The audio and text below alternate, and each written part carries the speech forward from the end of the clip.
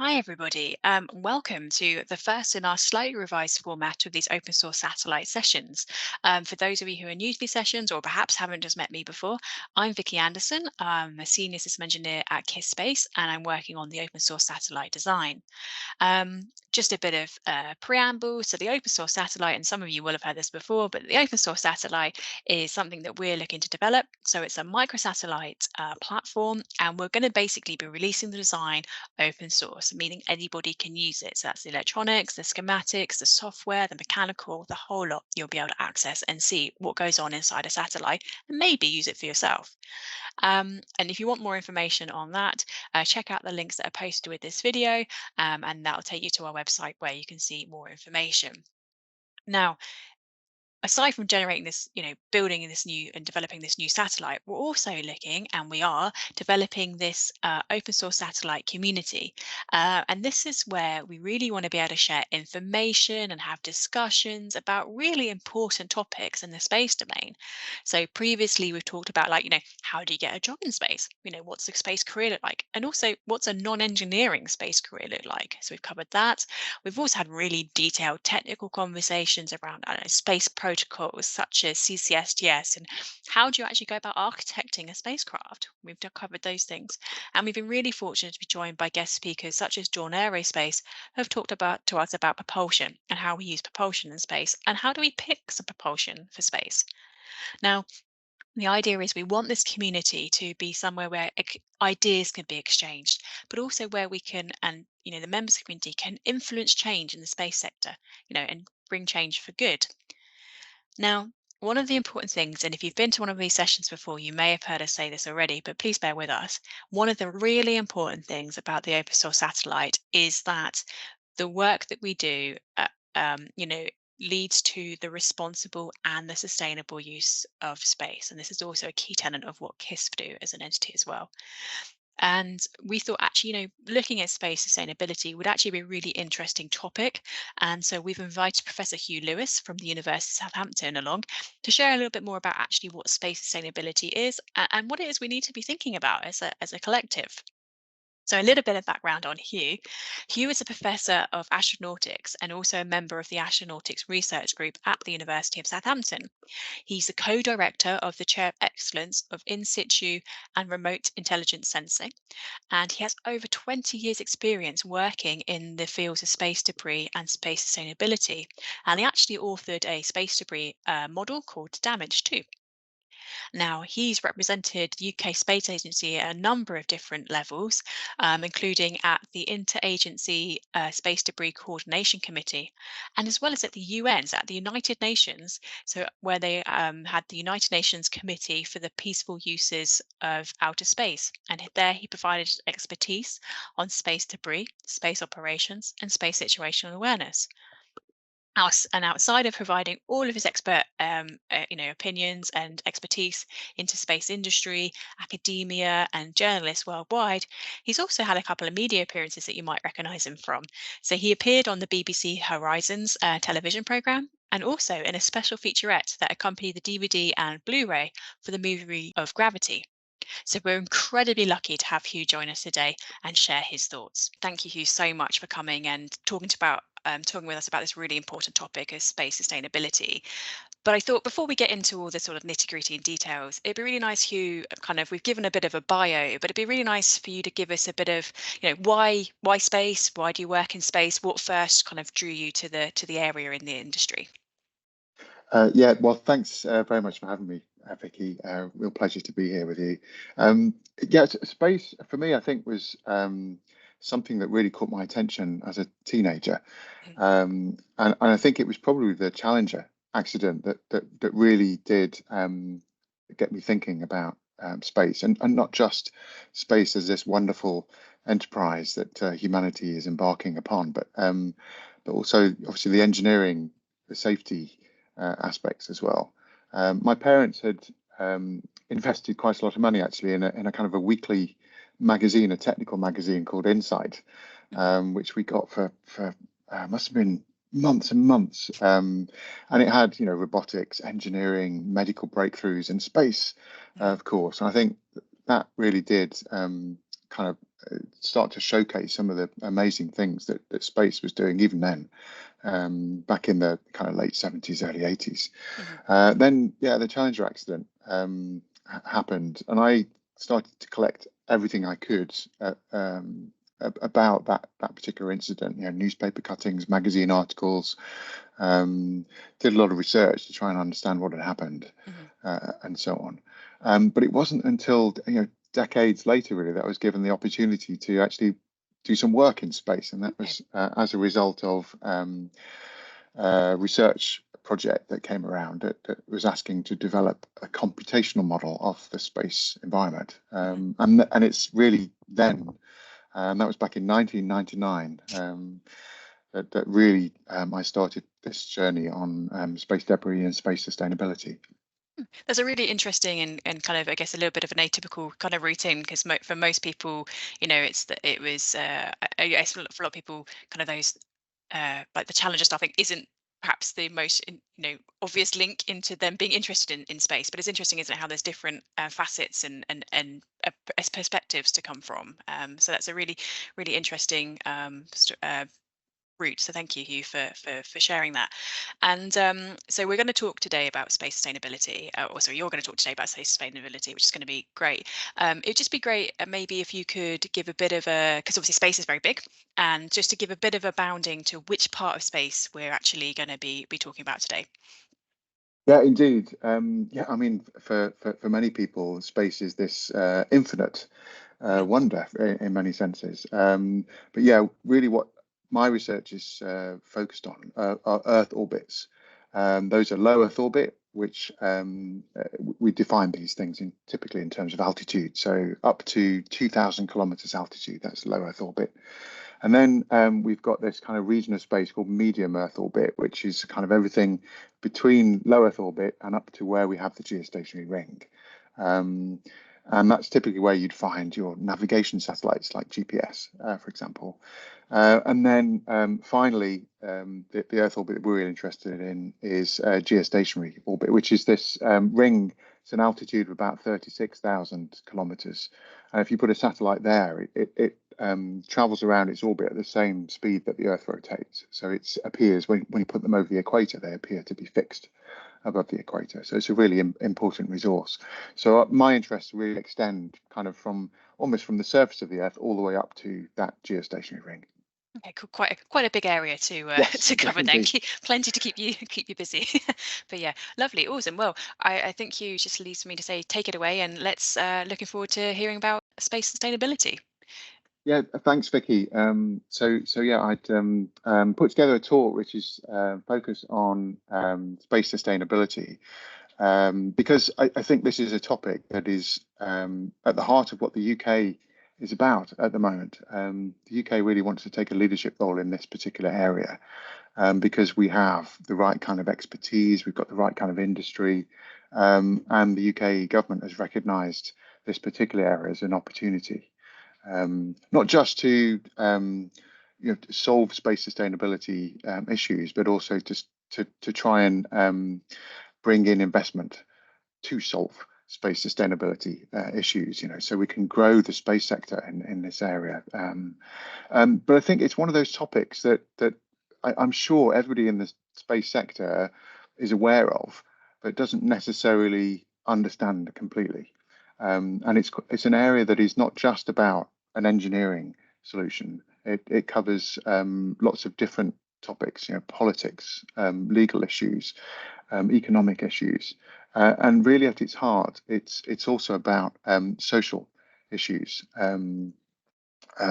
diversity, ethics, and so on. So I kind of wanted to cover some aspects to do with space sustainability, and just start to highlight some of the areas where I'm working and where we really do need to invest a lot of time and effort. So I was going to start with this definition that comes from the United Nations. So relatively recently, the topic of space sustainability has been debated at the United Nations. And just a few years ago, they came up with this definition. I'm not going to read it. What I wanted to do is just to highlight a couple of things. It's actually very consistent with other definitions of sustainability and sustainable development. So it fits alongside, I guess, all of the terrestrial work that's been done on sustainability, focused on the climate and on ecosystems and so on. So the principal thing behind it is that we want to be able to make use of space to serve humanity and serve the planet, as we've been doing, particularly over the last few years. But in so doing, we don't want to jeopardize the ability that our children and their children have to kind of do the same thing. So we need to be able to preserve the environment for those future generations. And this definition really does encapsulate that. The other thing it talks about here is this equitable access.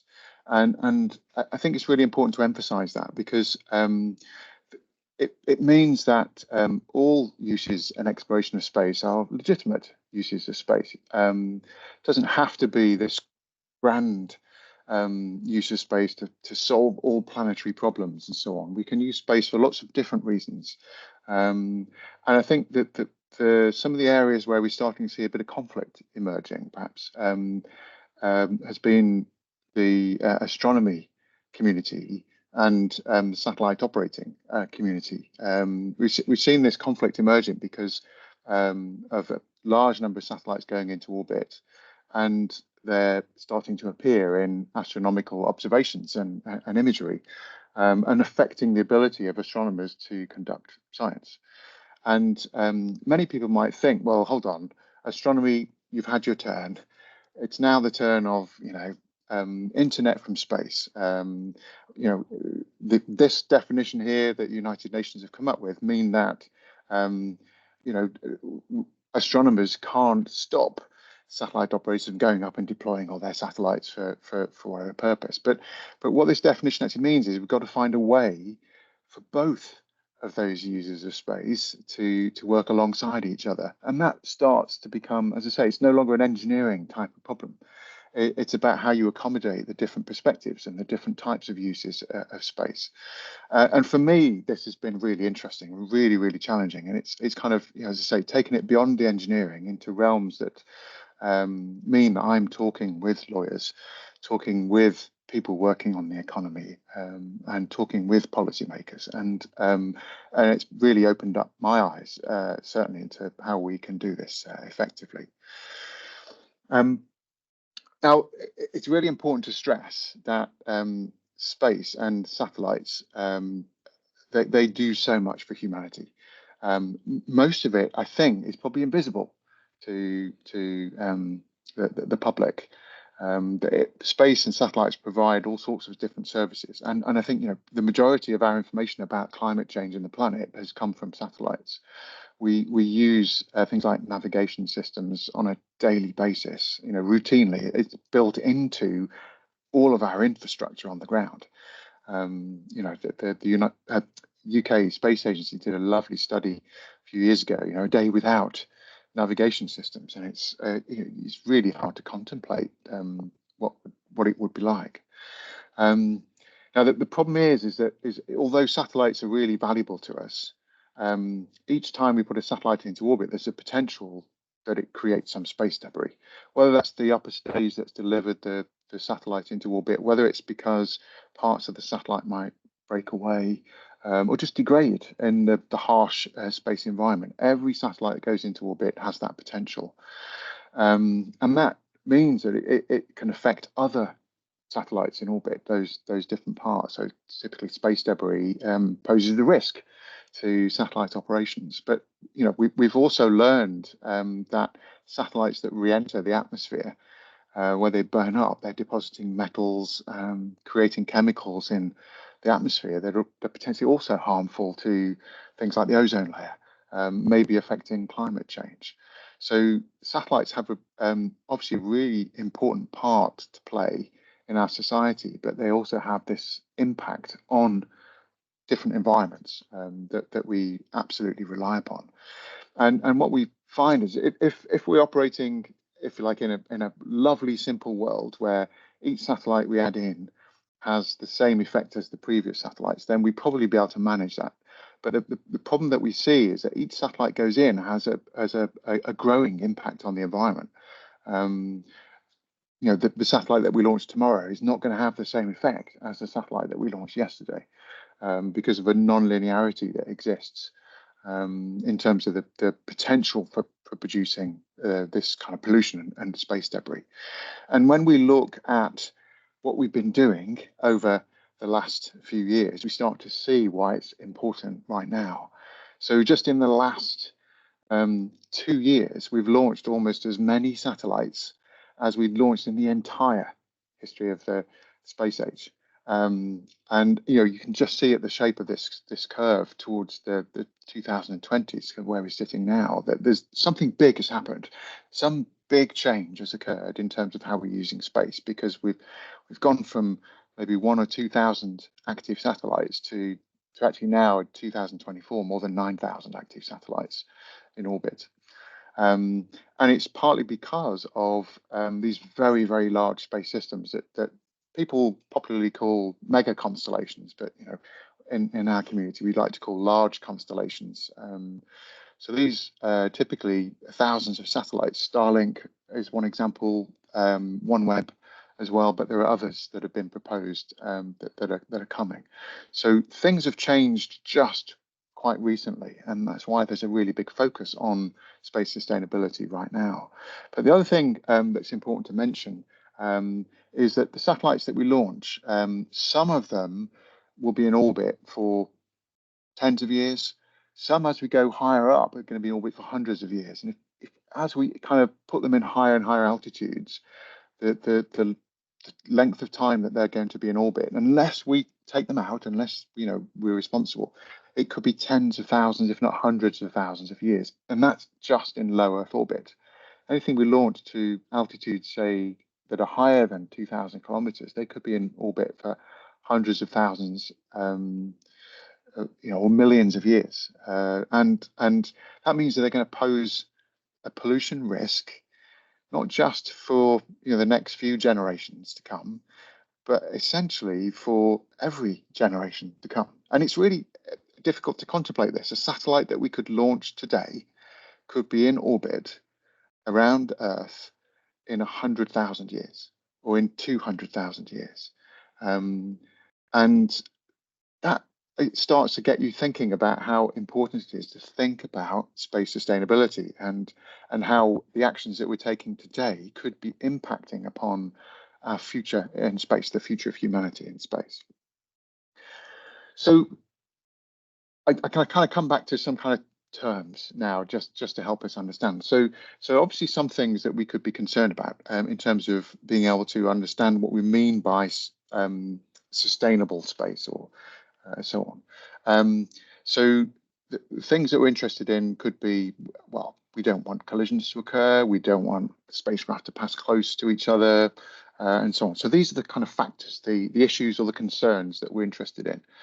But in order to understand whether or not our activity in space is sustainable, we need to be able to measure something. We need something that we can assign a value to. So each of those concerns we need to be able to quantify. So, for example, the collision probability, the number of times that satellites get close, and so on. Those are things that we can measure and we can quantify.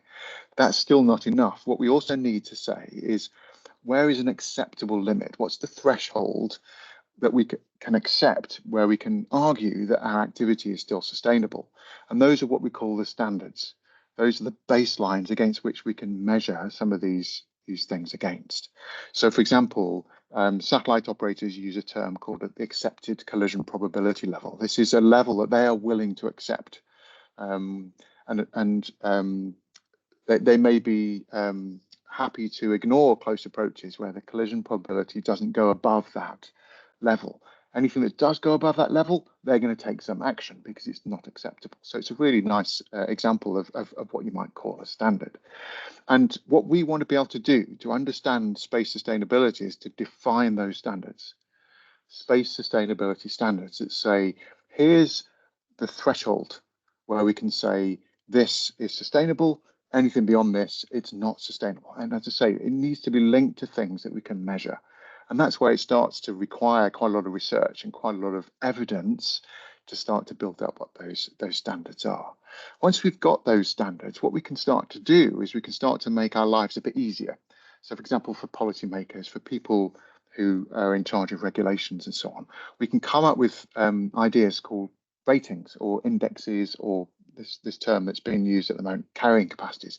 And all these things are essentially just the combination of all of those previous things into, if you like, a single number or a single way of expressing the state of the environment and our future activity and what the impact is going to be.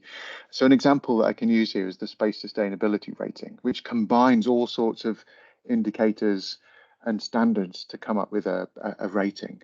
And it's very closely linked to other things that we use here in the terrestrial environment. So the Ocean Health Index, we've probably all heard of things like carbon footprint and so on. It's the same kind of idea. So what we're really after is the ability to understand, what are we concerned about?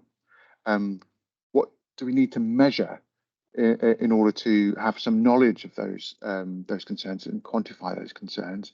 What are the thresholds that we're willing to accept? And then we put them together into these things that enable policymakers to come up with the rules of the road, as it were. And that's where a lot of the research is happening. And that's where the UK is kind of sitting at the moment, to be able to define the space sustainability standards, and then obviously then the carry forward into these kind of ideas.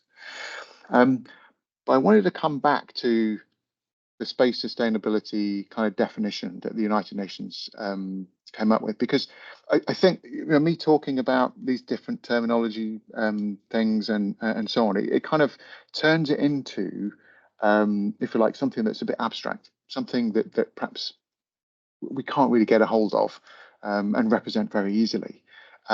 So I found actually an expression that Alex Stefan came up with, which I think is really, really nice as a way to understand what really we mean by space sustainability. And this one, I think I will read, because I think it has so much value. So our job is not to decide the future. Our job is to leave the future as many options as possible.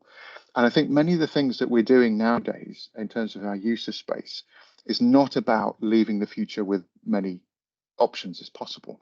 We're actually closing down the options.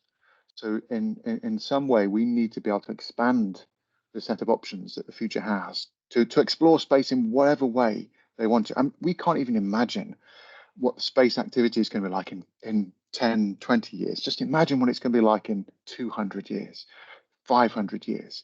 If we can't imagine it, how on earth are we supposed to deliver an environment to those future generations where they have all these options available to them? Well, one of the ways in which we need to think about doing that is to leave as pristine an environment as possible to them, so all those options become available. I think it's a really nice way of encapsulating this idea of space sustainability and what we mean by it. But one of the things that particular quote from Alex Stefan says is that in order to solve space sustainability, we need to be able to understand the future in some way. We need to be able to take what we're doing today, and we need to be able to understand the impacts it's going to have in the future. And that's where my research tends to come in, where we use computational models, simulation tools, to be able to predict the future based upon what we're doing today. And we can then say, is that sustainable or not? That's where the standards start to come in. You know, we can judge our activity today and then change it if we need to. So we set those standards that enable us to deliver a future that is going to be sustainable. It leaves all those options open. We have to be really careful, though, because we operate with technology that we know works today, but we have no idea whether that technology is still going to work in the future under the conditions of the future. So actually relying upon technology to solve these kind of sustainability issues could be an issue. We might want to think about delivering something that doesn't involve increasing the levels of technology to try and solve the problem. Maybe it's about going back to this idea of a pristine environment again. We also have to figure out ways to solve this, and it's a really, really big problem. When we build satellites at the moment, they are single-use satellites, we build in the obsolescence from the beginning. They get to the end, and that's it. They're junk. And the way we deal with that at the moment is we get them out of the environment. And the way we do that is we burn them up in the atmosphere for the most part if they're coming out from LEO, which is obviously, as I've said before, is potentially harmful.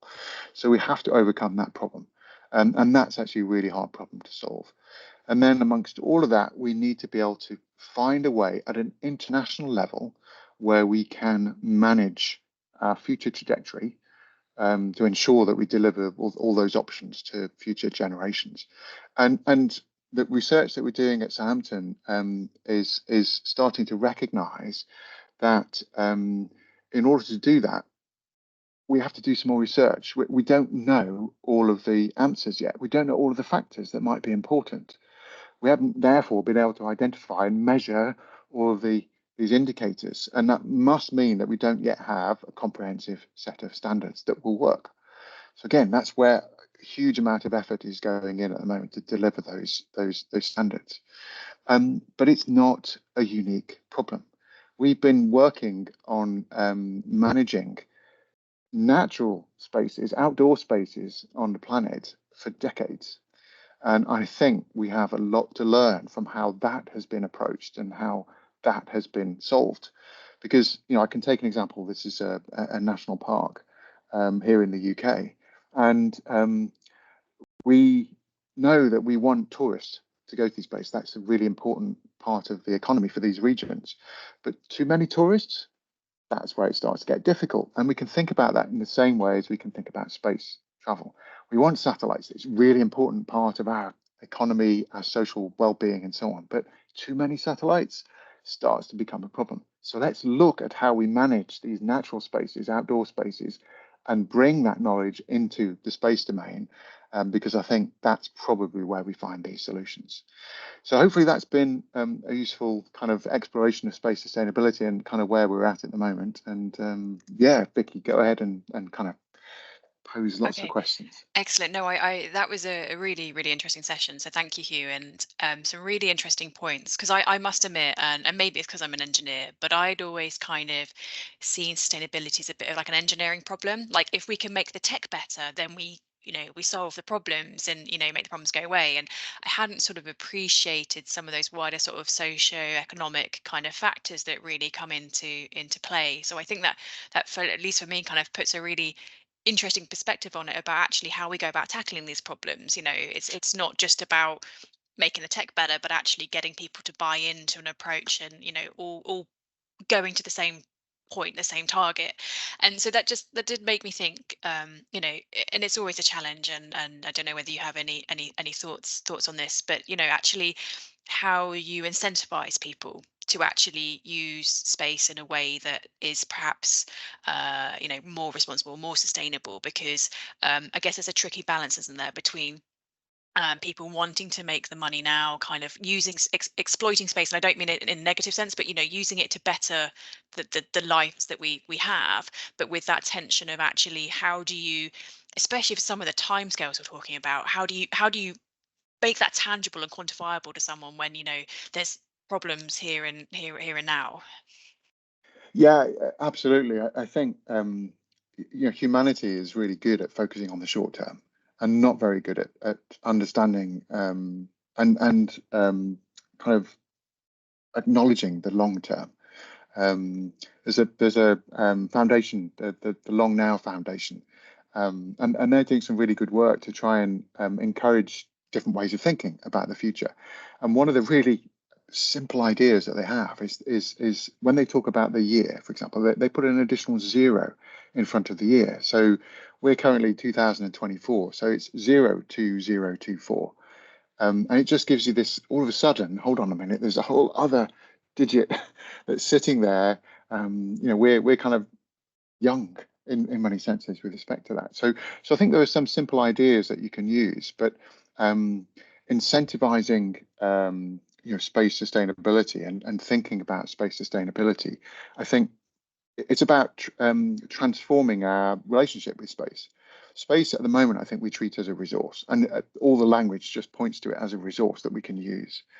And I think we have to just shift our mentality a little bit into one of kind of stewardship, where it's an environment we look after, where it's not just sufficient to preserve the environment, which is again a very common language, but actually to make it better. But yes. And I think if we start to build that into what we're doing, then actually we are all then working towards space sustainability. But that actually is really quite difficult because we're so focused on the short-term gains that we can get from space.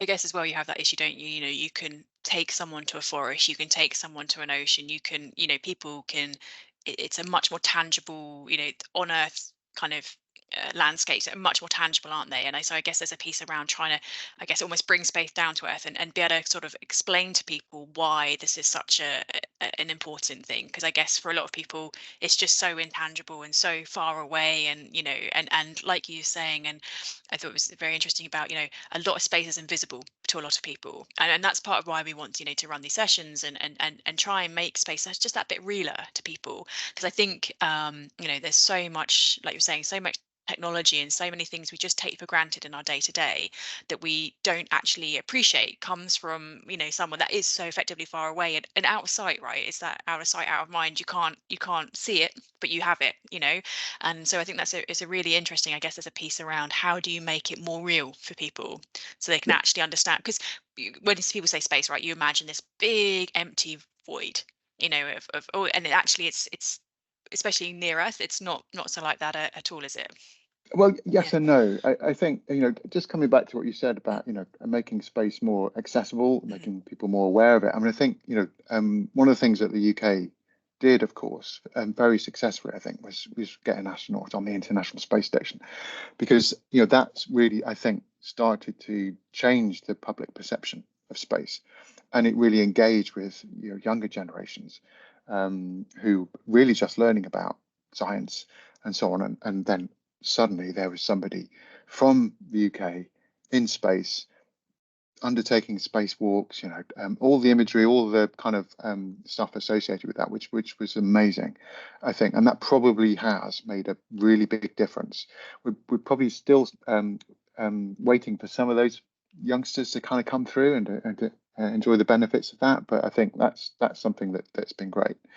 But the other thing that's happening, I think, is this commercialization of space, where consumers start to play a role, where their choices start to matter, where you've got companies who may have kind of greener credentials that you can select on the basis of that, for example.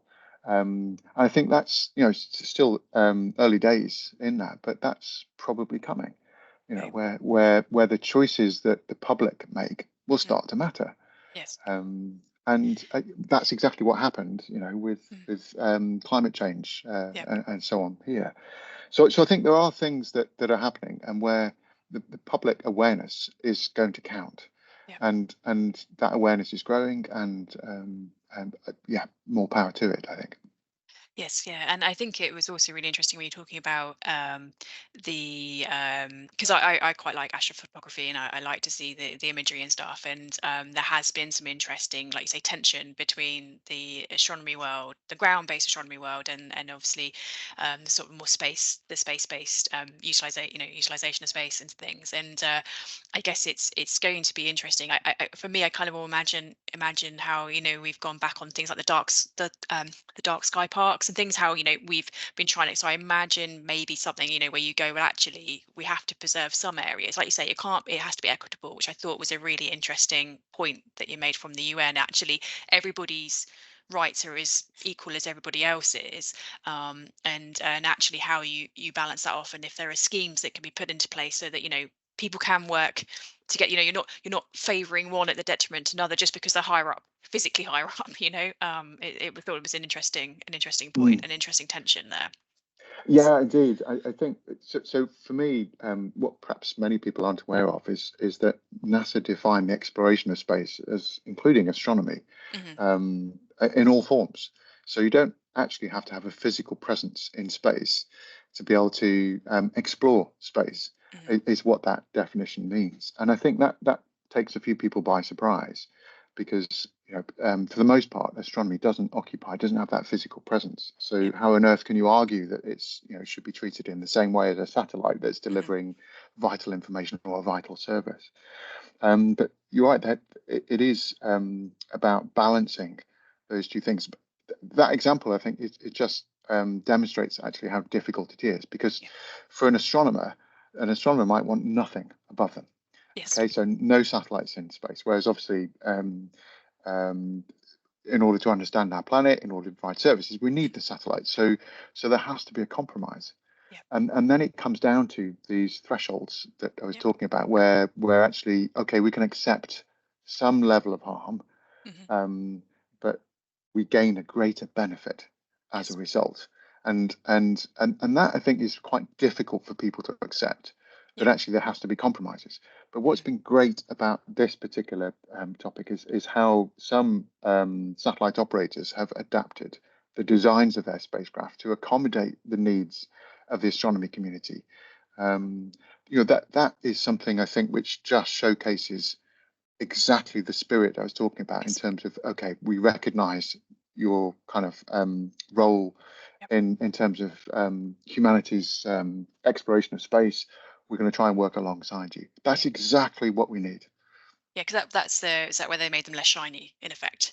So they Yes, didn't, yes, have as exactly much right. reflect so much Yeah, sunlight. Yes, because yeah. I guess the challenge is that you haven't got there isn't at the moment like a what do you call, like an omnibusman who like overlooks who actually says yes, you, no, you know, it's very much relies upon that global cooperation, doesn't it? That and people doing things because it's the right thing, not necessarily because it makes it easier for them. Because in some cases, it's going to, like you say, someone's going to have to pay a penalty to make someone else's environment better, like changing materials, which may mean requalifying materials or what have you.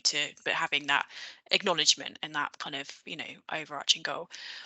I also think it's interesting because obviously we talked today about the Earth and the lower, the low Earth orbit and satellites and the like. But we're obviously looking at expanding. There are many more missions going to the moon, and they're looking at obviously Mars and so on and so forth. And so I'm guessing there's going to be some interesting tensions there, isn't there, as they go down, because these are, well, you know so far reasonably pristine environments. They've obviously had some human interaction, but not to the degree that low the Earth's orbit has. And obviously, if we get bases and populations and stuff, there's also probably, I guess, a different problem there that's going to need to be solved, but under the same kind of banner that we were talking about earlier. Yeah, absolutely. I think the thinking around the moon and Mars Yeah. is that we don't just want to take the humans' problems No.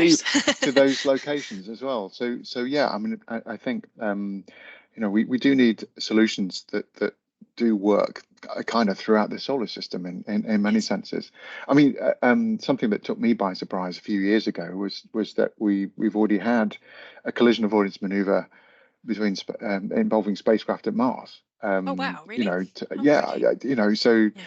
And there's how s- few things there, I guess, compared to the exactly, Earth, yeah, Yeah. yeah, Mm. exactly. So it isn't as if it's an imagined problem. This Mm. is a real concern, as you say. With humans with permanent bases on Yes. the moon and on Mars, they're going to need some infrastructure in space.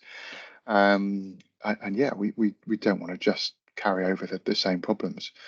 Mhm. So yeah, really finding a solution here Yeah. um, for Earth, I think, helps us find solutions Yeah. everywhere. Awesome.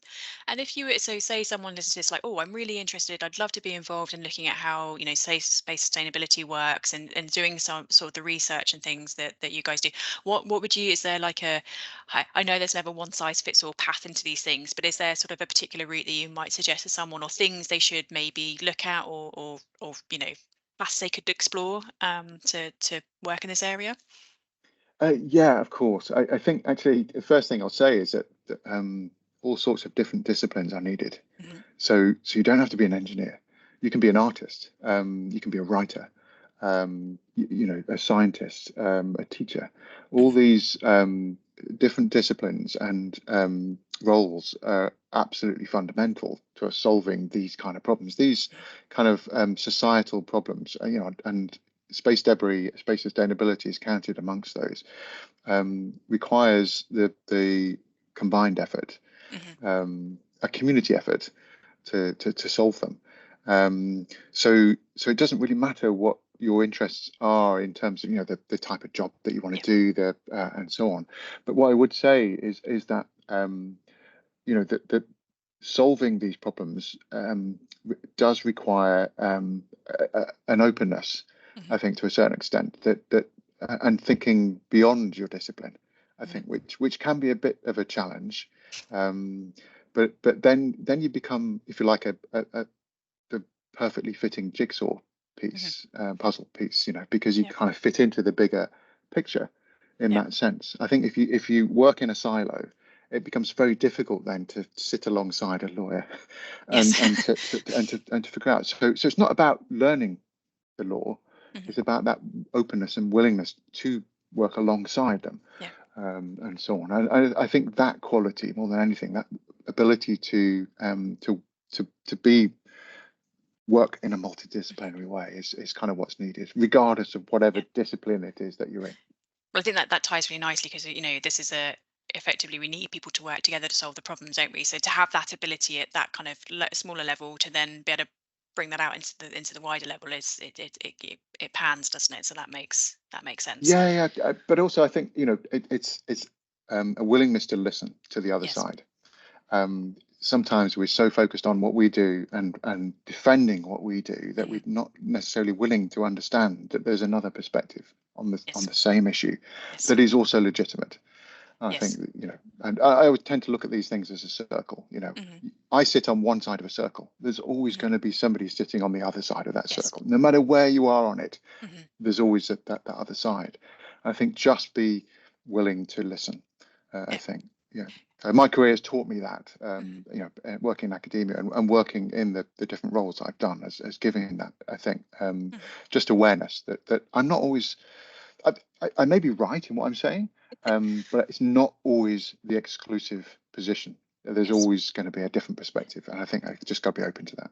And I guess like compromise isn't always a dirty word and doesn't always mean that you failed. Actually, there's that big, like you're saying, that bigger picture piece that actually some compromises on multiple sides gives you a better overall, result than actually being fake. Because I mean, I'm an engineer, so I hold my hand up and I'm like, but my thing is the best widget that's ever been made, and why would I possibly want to change it? Oh, because actually I'm not the only thing that has to operate in this ecosystem. And I think I mean, I'm sometimes guilty, you get quite, like you say, quite siloed, quite focused on your objectives, and it can be hard to focus on that bigger picture piece.